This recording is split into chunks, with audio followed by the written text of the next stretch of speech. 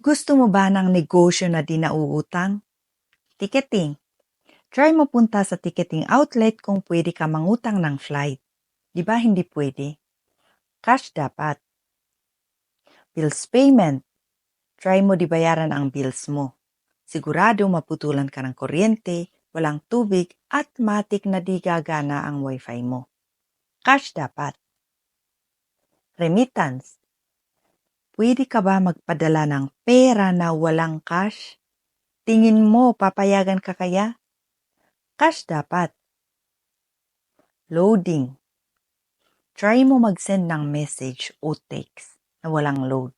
Sigurado, message not sent. Hindi lahat ng negosyo ay papatok. Pero pag magnegosyo ka, piliin mo yung negosyo na di ka mahirapan sa pag-market.